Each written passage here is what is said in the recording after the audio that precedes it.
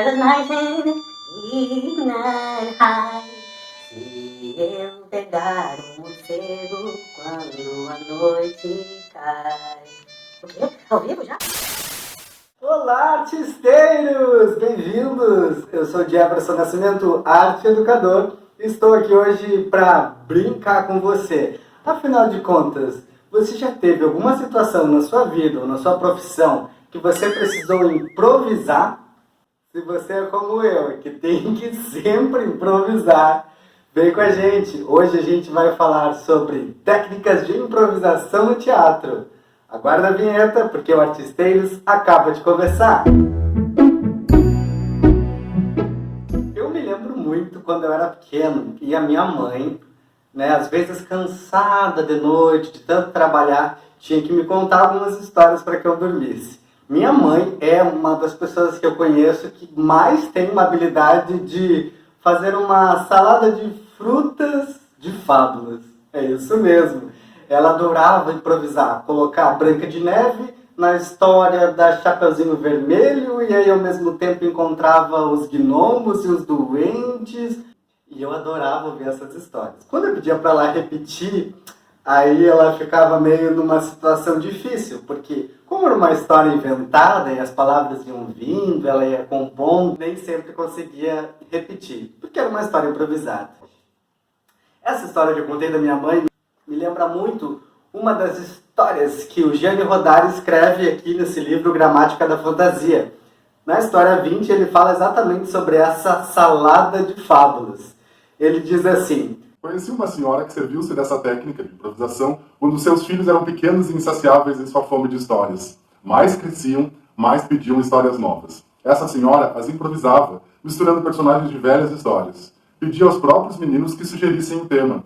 Deles, escutei um improvável romance policial no qual o pequeno príncipe, que acordava a Branca de Neve, adormecida, era o mesmo que no dia anterior havia se casado com a Cinderela.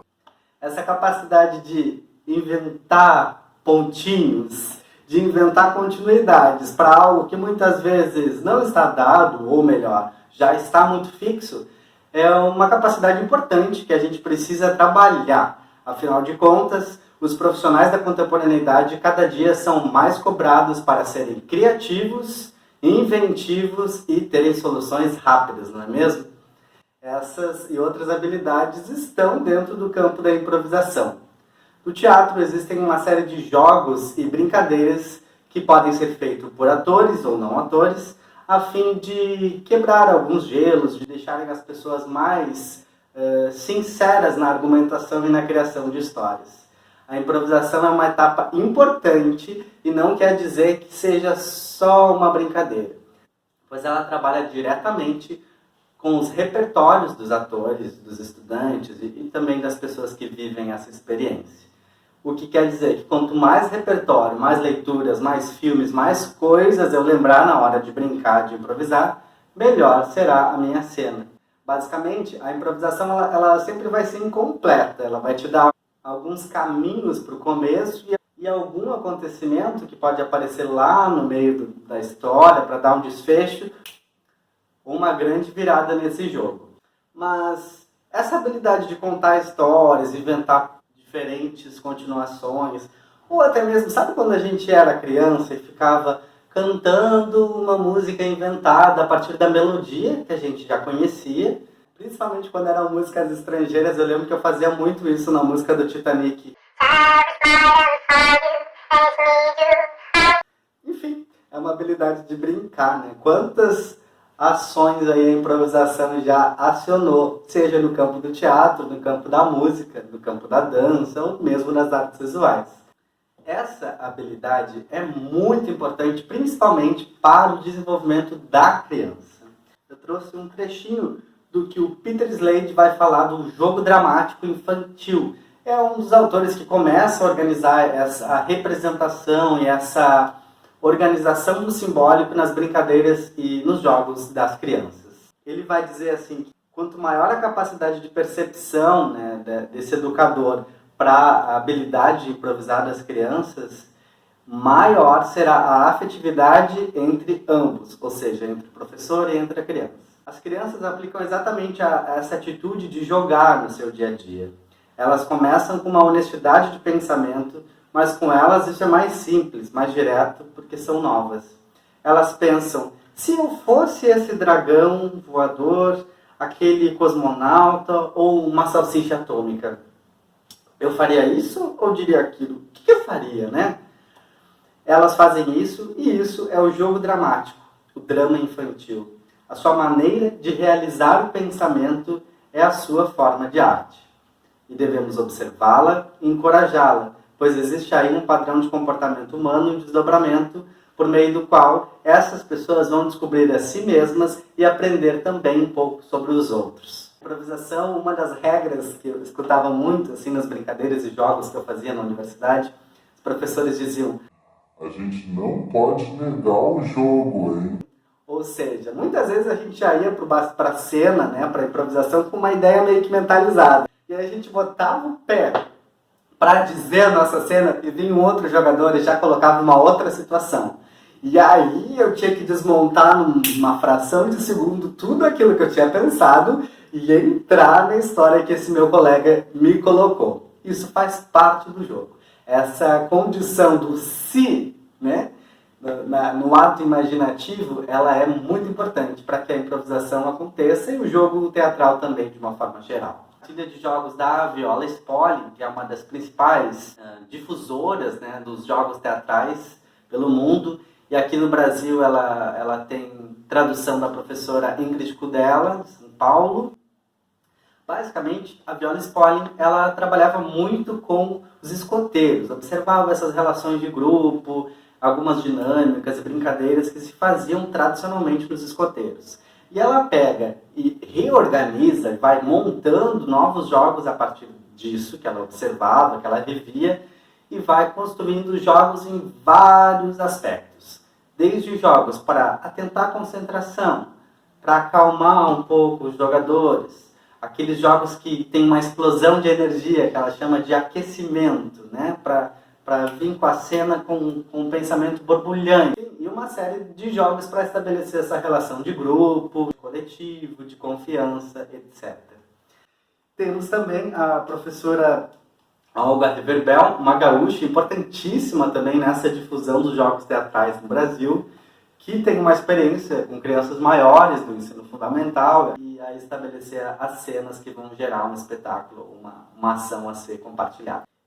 Então, depois de tudo isso, eu resolvi compartilhar com vocês hoje uma experiência de um jogo que eu criei, então, a partir de todas essas vivências que eu já tive, já comentei para vocês, que eu elaboro pensando nos professores.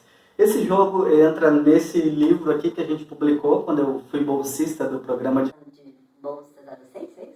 Você que já foi bolsista deve sempre passar por isso também.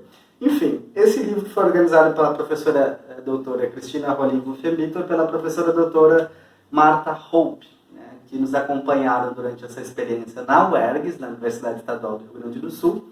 E aí eu, junto com outros colegas, produzo algumas possibilidades aqui para ajudar vocês, educadores, não especialistas em arte, que queiram trabalhar, né, na sala de aula. Nessa experiência a gente tinha que elaborar a gente tinha que criar uma atividade lúdica a partir do uso de dados.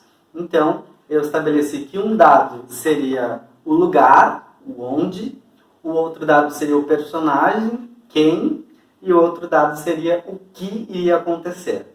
Então, a gente tem onde, quem e o que, ou seja, o lugar, quem e a ação. São eixos importantíssimos para que a gente possa trabalhar a improvisação. Como a gente não tem a possibilidade de criar um dado, nem todo mundo possa ter um dado com aqueles envelopinhos que a gente coloque as palavras, ou coloque fotografias, no caso de crianças bem pequenas, não tem ainda a leitura apurada, a gente pode brincar de escrever em papéis diferentes e colocar em saquinhos. Então, a brincadeira, ela basicamente seria, quando a gente começar a fazer uma série de papeizinhos, 10 papéis assim, de onde? Que lugar é esse? Que lugares são esses que a história pode acontecer? Por exemplo, São Paulo, uma estação de trem, uma praia, um hospital. Vai dando possibilidades de lugares. No outro pacotinho, a gente vai colocar, então, personagens. Quem são essas pessoas? uma mãe, um urso, um tigre e um domador de circo. E aí o outro vai ser o que vai acontecer, a ação. Preferencialmente uma ação que não seja linear, assim, que não indique muito um fim. É uma situação bem inusitada, por exemplo, escorregou numa casca de banana. E aí o que vai acontecer? Dependendo do número de jogadores, a gente vai sorteando esses papeizinhos e dando as indicações. Pode ser feito pelos próprios jogadores que vão entrar na cena para improvisar, ou pelo público que vai estar assistindo. Isso é uma questão muito importante que o jogo teatral também trabalha.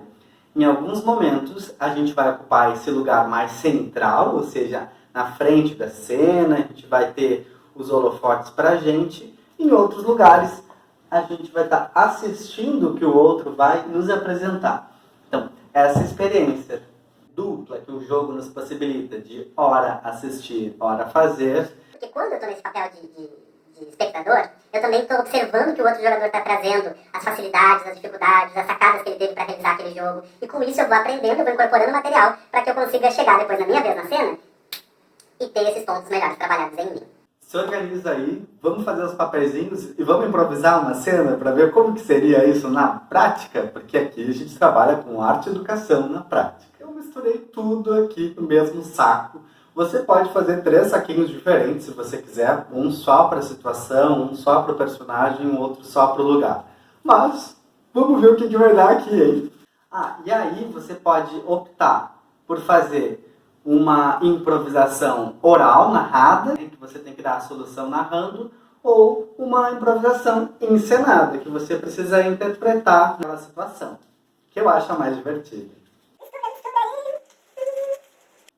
Um gato de 3 pernas, hospital, febre. Então a gente tem um gato de 3 pernas, hospital e febre. Ou seja, a gente tem um personagem, o gato, a gente tem um lugar, hospital, e a gente tem a ação, que é febre, né? Estar febril. Vamos montar como seria isso? Gato Borges era muito conhecido pela sua habilidade de se equilibrar apenas em 3 pernas. Foi pensando nisso que ele decidiu procurar um médico especialista em cirurgia. Afinal de contas, ele não precisaria de uma 4ª perna.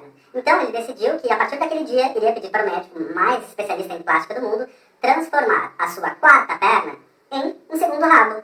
Então ele conseguiria tornar, né, mais direta e concreta a sua habilidade de caminhar apenas por 3 pernas, e o que seria o diferencial dele seria a possibilidade dele ter 2 rabos para balançar. E foi o que ele fez. Mas, chegando perto do hospital, ele começou a se sentir meio estranho, assim, começou a se sentir febril. De repente veio um passarinho assim e disse para ele: você tem certeza de que isso você está fazendo? E aí a gente continuaria a história, que vai ficar muito longa, né? Mas contando dessa forma e improvisando. Tem uma outra variação para a gente trabalhar a improvisação que eu gosto muito, principalmente quando a gente está trabalhando com crianças pequenas, é trabalhar por imagens. Então aqui eu tenho um golfinho, um tubarão martelo, um cisne, tendo por imagens essas relações do jogo. Ou tem uma outra brincadeira, que é, coloca o jogador em cena e aí começa a história. Eu me chamo Roberto, tenho 15 anos e essa história que eu vou contar pra vocês, ela foi uma história real que aconteceu na minha vida quando eu tinha 7 anos. Eu estava caminhando num lago quando de repente cheguei muito próximo do lago e avistei um cisne lindo, lindo, lindo. Esse cisne, ele tinha um diferencial, porque na cabeça dele, ele tinha flor. E aí a gente vai improvisando essa história com os recursos que a plateia, ou que o professor, o instrutor dessa atividade, vai estar mostrando para o jogador. Normalmente a gente pode trabalhar com um tempo mais definido, ou seja, 5 minutos. Esse jogador tem que começar a história, tem que dar um desfecho para ela e finalizar nesse tempo, utilizando os recursos que vão aparecer ali para ele, visuais, olfativos, de objetos cênicos, inclusive. Preparados para improvisar, então? E se você fosse um dragão azul de bigodes enormes e que não cuspia fogo, o que você faria? Conta pra gente nos comentários. Improvise aí, grave algum vídeo, marque hashtag artisteiros ou comente com a gente qual foi a sua experiência. Faça em casa, faça com seu filho, com seus amigos, com seus colegas na escola. Um beijo grande e até mais. Tchau!